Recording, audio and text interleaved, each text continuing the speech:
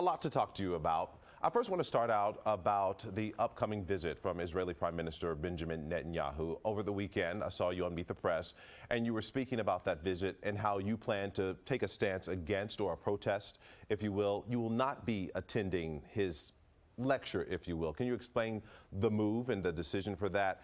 And what are you hoping to relay to the public with that? Well, I have been a strong supporter of the U.S.-Israel relationship for many years, and I condemned the brutal October 7th attack. But the way Netanyahu has been going at this war with the over 35,000 civilian casualties and famine is unacceptable.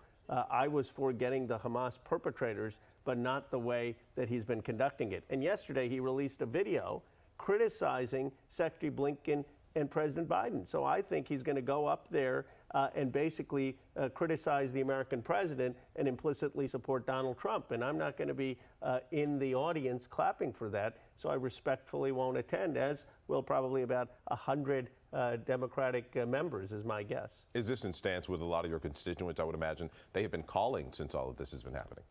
It is. I mean, a lot of people called very, very upset, concerned, horrified by the October 7th attack, horrified by the sexual violence that took place there. But then since then, we've been getting scores of letters, hundreds of calls talking about the loss of life in Gaza, people losing children, losing family members. And of course, in the Bay Area, we have in my district people who know folks in Gaza, who have family in Gaza, and who had family or friends on October 7th. So it's been a very difficult time.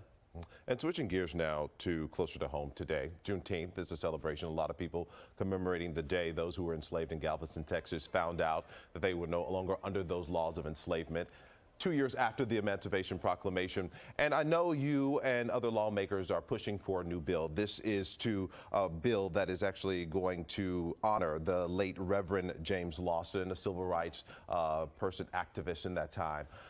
Talk to us about this bill and what will it mean?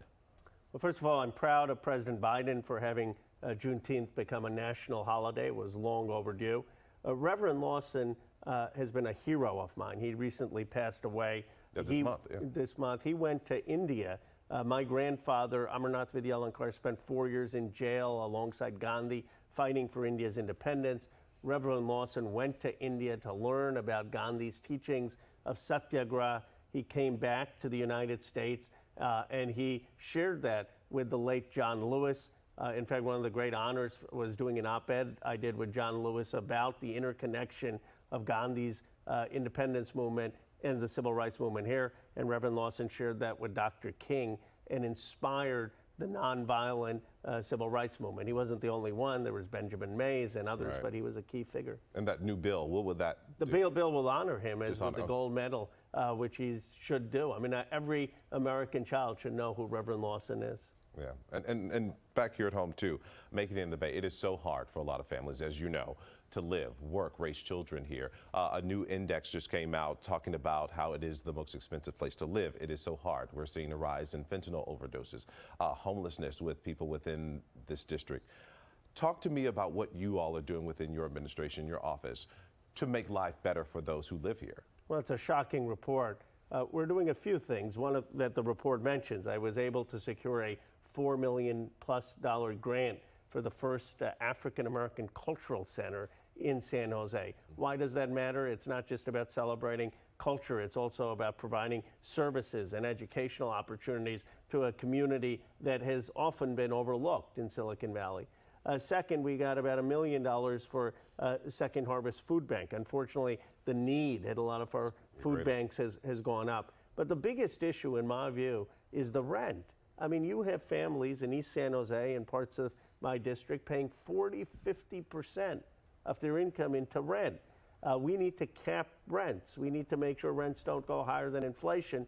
And that's why I'm co-chairing the Justice for Renters campaign. It's going to be a ballot initiative that would say that cities can cap rent so it doesn't go higher than inflation. We have to build more affordable housing, but we need some relief on this rent.